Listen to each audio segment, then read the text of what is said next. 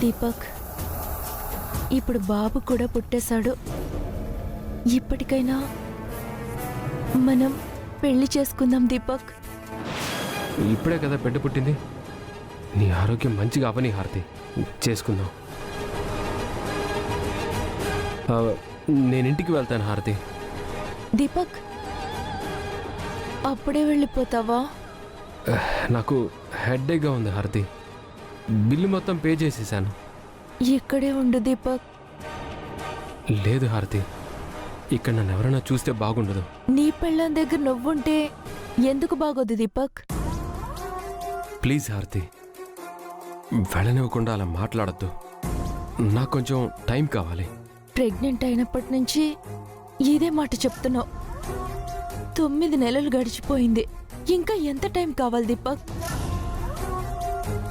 నేను తర్వాత కలుస్తాను. కొంచెం అర్జెంట్ పని ఉంది. ప్లీజ్.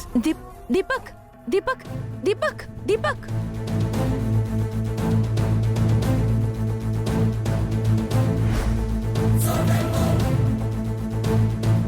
నువ్వు ఆగకపోతే నేనే మీ ఇంటికి ఈ బిడ్డతో రావాల్సి ఉంటుంది.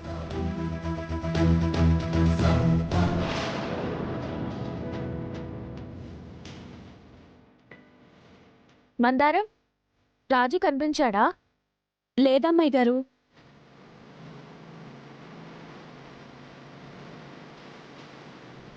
రాజు, రాజు, రాజు, రాజు. ఆంటీ, ఆ రూపమోహన్లో ఆనందాన్ని చూస్తుంటే నాకు పిచ్చిలేస్తుందంటే. మన ప్లాన్ని చెడగొట్టిన ఆ రాజుగాడు మనకి మేకులా మారకముందే ఏకి పారేయాలి. తొందరపడకు జీవన్.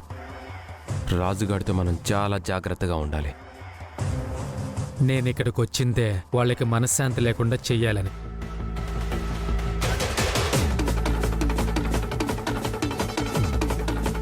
జీవన్, నాకొక అద్భుతమైన ఐడియా వచ్చింది. ఏంటండి? వాళ్ళకి మనశ్శాంతి లేకుండా చేయడానికి, మనకి ప్రశాంతతని కలిగించడానికి ఉపయోగపడే ఐడియా అది.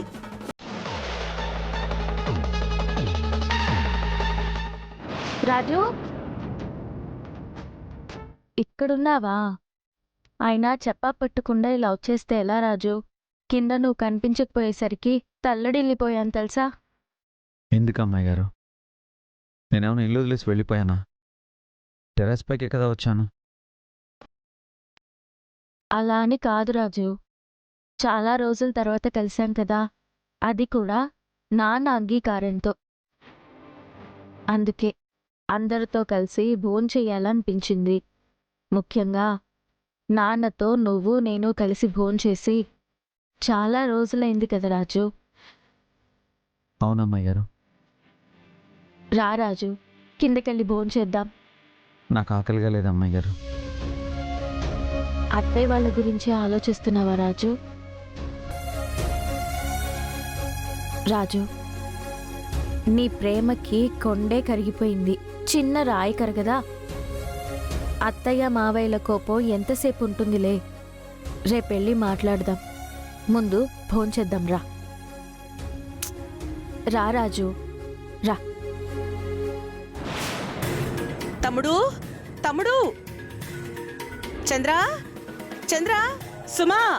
ఏంటక్క, ఏమైంది? ఏం లేదు తమ్ముడు, మన పింకీ భర్త నీతో మాట్లాడడానికి భయపడుతున్నాడు. అది నీతో చెప్పలేక నాతో చెప్పుకున్నాడు. ఏం చెప్పుకున్నాడక్క? అదే తమ్ముడు, జీవన్ పింకీలకి పెళ్ళి అయిపోయింది కదా. పింకీని వాళ్ళింటికి తీసుకెళ్ళుంటే ఈరోజు వాళ్ళకి మొదటి రాత్రి ఏర్పాటు చేసుండేవాళ్ళంట.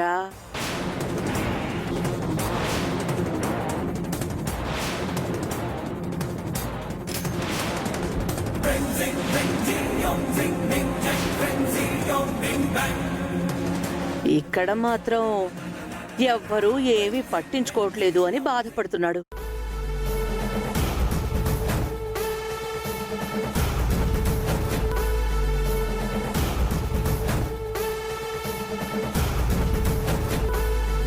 అతని బాధలోనూ అర్థం ఉందనిపించింది. అందుకే నీకో మాట చెప్దామని వచ్చాను. అక్క, అసలు వాళ్ళిద్దరి మధ్య ఏం జరిగిందో మనలో ఎవ్వరికీ తెలీదు.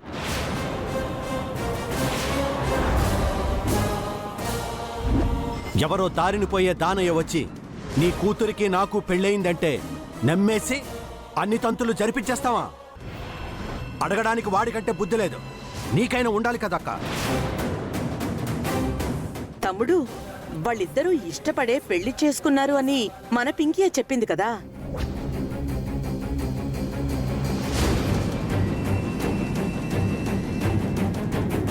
నా పెళ్ళాంతో నేను చేసుకోవాల్సిన తంతుల గురించి ఎవరి దగ్గర పర్మిషన్ తీసుకోవాల్సిన అవసరం లేదు.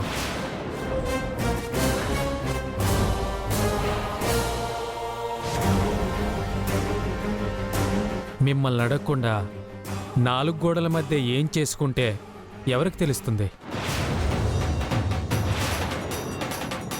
కానీ అది నా క్యారెక్టర్ కాదు. మా అత్తామామల ఇష్టంతో సాంప్రదాయబద్ధంగా చేస్తేనే నాకు మర్యాదగా ఉంటుందని అడుగుతున్నాను, అంతే. ఏమంటారు అత్తయ్య? ఏమంటారు మామయ్య?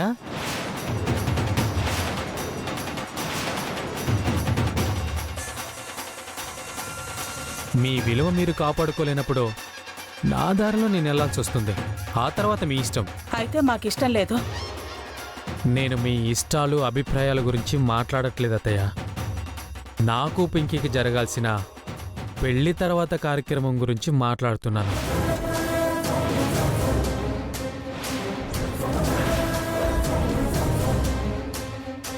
అయినా అప్పుడే అంత తొందర ఏమొచ్చింది?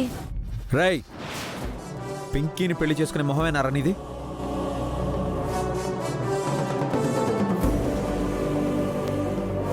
నువ్వేదో మాయ చేసి పింకీ మెళ్ళ తాళి కట్టావు. అంటే నువ్వు రూపమెడలో తాళి కట్టినట్టేనా?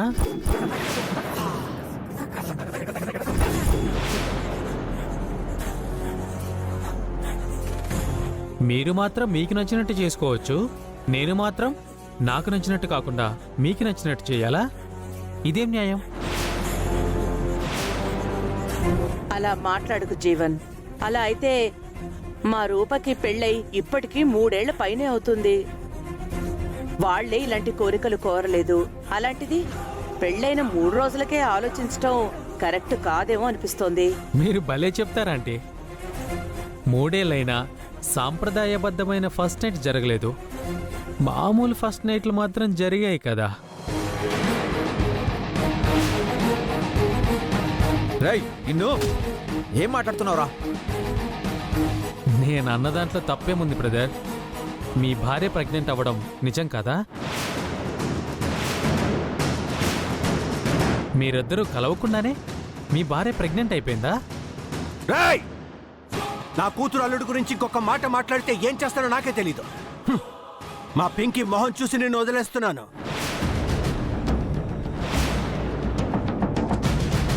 ఊరుకుంటున్నాం కదా అని నీ నోటుకొచ్చినట్టు మాట్లాడితే ఏం చేస్తానో నాకే తెలీదు. అలాగే పెద్ద మామయ్య. మరి నా ఫస్ట్ నైట్కి గ్రీన్ సిగ్నల్ ఇస్తే నా సంసారం నేను చేసుకుంటాను కదా.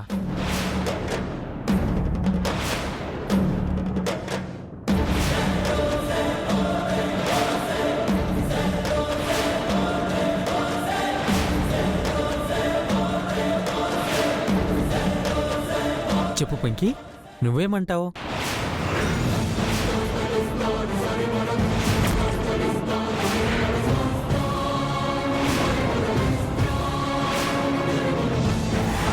మౌనం అర్ధాంగీకారం అంటారు. అంటే నా అర్ధాంగి అంగీకారం తెలిపినట్టే కదా. అర్థం అంటే సగభాగం అంగీకారం అని అర్థం. సరే, అలానే అనుకుందాం. అలా అయినా సగం అంగీకారం తెలిపింది కదా.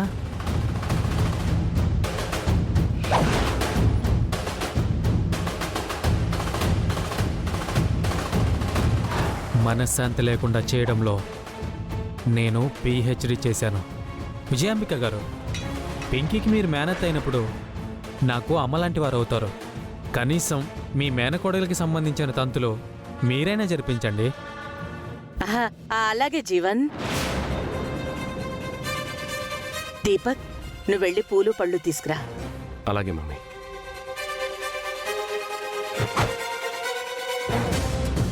ఏంటి దేవుడా ఇలా చేస్తున్నావు? నేను బయటపడే మార్గమే లేదా స్వామి? ఇదే గనుక జరిగితే రేపొద్దున్న అందరూ నా శవాన్ని చూస్తారు. నేను బ్రతికుండి జీవంతో పోరాడలేను. చనిపోయైనా నా కుటుంబాన్ని గెలిపిస్తాను. ఆగు దీపక్.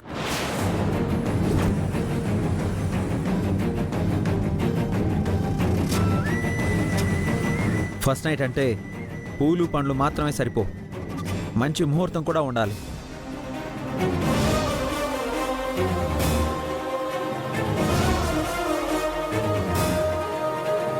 పంతులు గారిని పిలిపించి మంచి ముహూర్తం చూసి ఆ తర్వాత జరిపిద్దాం ఈ తంతు. దెబ్బ కొట్టాడు, కరెక్ట్గా టైం చూసి కొట్టాడు. ఈ కాలంలో ముహూర్తాలు ఎవరు చూస్తారు బ్రదర్? అంతెందుకు, మీరు ముహూర్తాలు చూసుకున్నారా?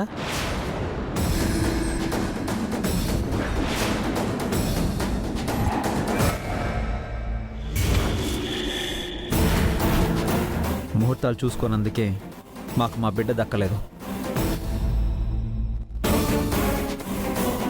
ఆ పాపం మా పింకీ విషయంలో జరగడానికి వీల్లేదు. అక్క, రాజు చెప్పిందే కరెక్ట్. తను చెప్పినట్టే చేయించండి.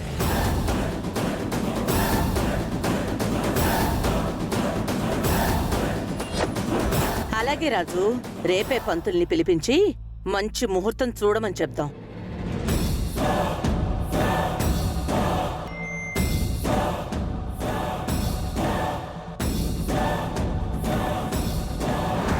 తప్పించామనుకోకండి. ఈరోజు కాకపోతే రేపైనా అవుతుంది, రేపు కాకపోతే అయినా అవుతుంది. రై,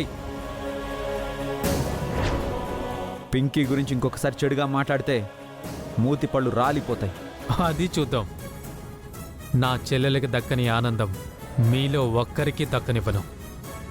నా కందని గెలుపుని మీ పెద్దయ్య కూడా అందనివ్వను. మీకెవ్వరికి మనశ్శాంతి అనేది లేకుండా చేస్తాను. అంతవరకు నువ్వు ఉంటావో లేదో చూసుకో. రే, మా నాన్న సైగ చేస్తే నీ బాడీలో బోన్స్ కూడా మిగలవు. వెళ్ళి బుద్ధిగా పడుకో. నీ గురించి నిజం తెలిసిన రోజే నీ ఆఖరి రోజు. పదరాజు. మీ ఆఖరి రోజు నా చేతుల్లోనే ఉంది.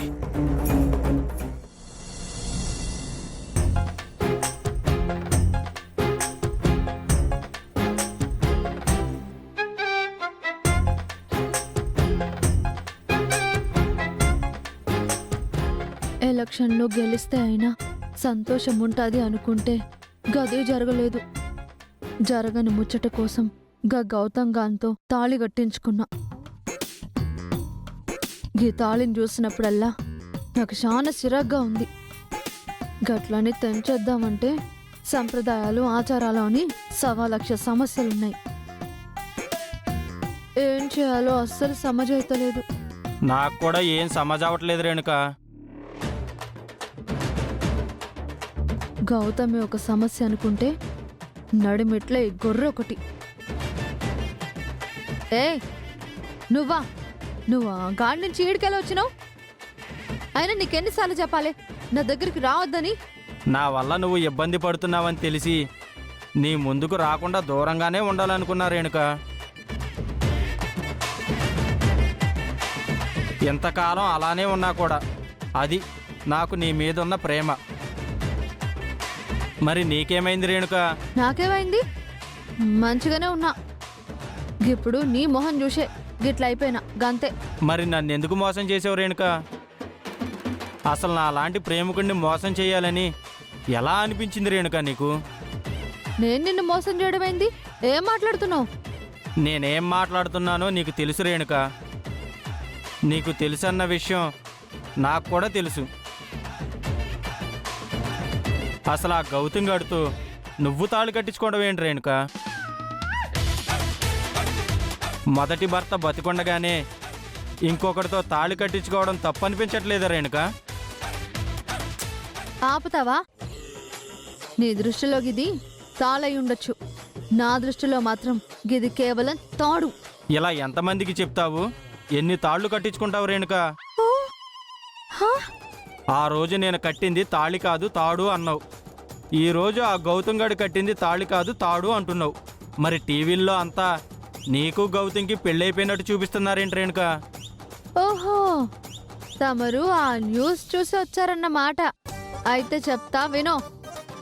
గా రోజు నాకున్న దోషం తొలగిపోనికి నీ తాన ఎట్లా తాళి కట్టించుకున్నానో గట్లనే ఒక పెద్ద ప్రాబ్లం నుంచి బయటపడనికి గీ తాళి కట్టించుకున్నా. గంతే. గా గౌతమ్ అంటే నాకేం ఇష్టమని కాదు. గందుకే నీ దృష్టిలో ఇది తాళైనా నా దృష్టిలో జస్ట్ తాడు అంతే. సమజైందా? ఎంత ప్రాబ్లం ఉంటే మాత్రం ఆ నీచుడితో ఎలా తాళి కట్టించుకుంటావు? అయినా నాకంటే ఆ గౌతమ్ గాడు ఏ విషయంలో ఎక్కువ అనిపించాడు రేణుక? వాడి వెనకున్న మనీకి పడిపోయావా, లేదంటే వాడి జిమ్ బాడీని చూసి పడిపోయావా? ఏయ్, నీకెన్నిసార్లు చెప్పాలి? నాకు ఆ గౌతమ్ అంటే ఇష్టం లేదు. థ్యాంక్స్ రేణుక, ఈ మాటలు చాలు రేణుక. నీ గురించి ఆ గౌతమ్ గురించి ఈ ప్రపంచం ఏమనుకున్నా పర్లేదు. నేను నిన్ను కడిగిన ముత్యంలా స్వీకరిస్తాను. హద్దుల్లేని నా ప్రేమతో నిన్ను అల్లారు ముద్దుగా చూసుకుంటాను. రా రేణుక, ఈ ప్రపంచానికి దూరంగా ఎటైనా వెళ్ళిపోదాం. ఆ, నీ ప్రేమకో దండం. గీ తాళిని ఎలా తొలగించుకోవాలో సమజైతలేదు. నేను అసలే చిరాకులో ఉన్నాను. నువ్వింకా చిరాకు తెప్పించకు. నోరు మూసుకొని ఇక్కడి నుంచి పో. నాకు నువ్వు వద్దు, నీ ప్రేమ వద్దు. పో ఇన్నుంచి. అలా ఎలా వదిలేస్తాను రేణుక? నిన్ను వదిలేయడం అంటూ జరిగితే అది నా ప్రాణం వదిలేశాకే రేణుక. ముందు ఆ పని చెయ్యి. ఓ పీడ విరగడైపోతుంది.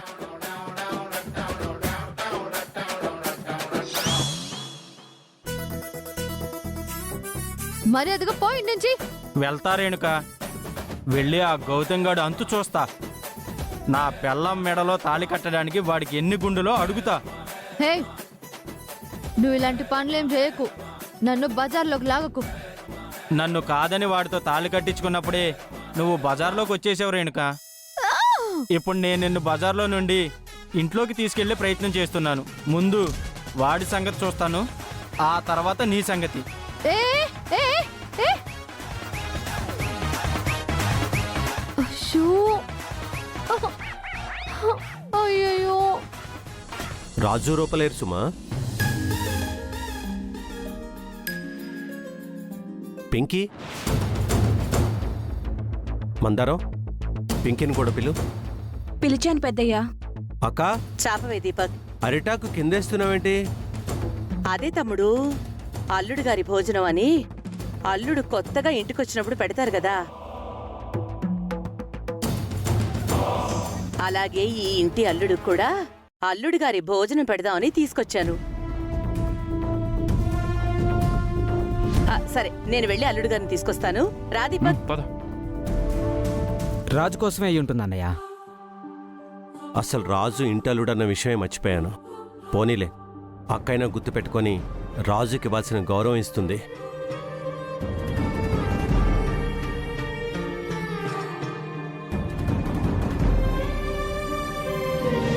కూర్చో రాజు. ఆగు రాజు, ఈరోజు నీకోసం అల్లుడు గారి భోజనం అని సపరేట్గా అరేంజ్ చేశారు. నువ్వు వెళ్ళి అక్కడ కూర్చో. ఓ, రా రాజు.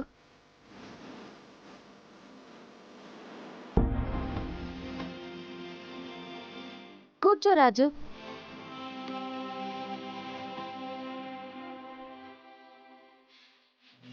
అమ్మా రూపా, రాజుకు నువ్వు వడ్డించమ్మా.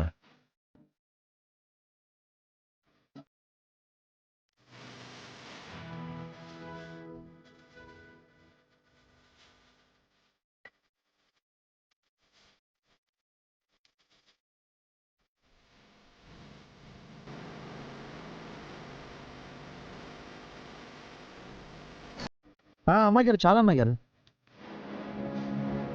ఇంకొంచెం రాజు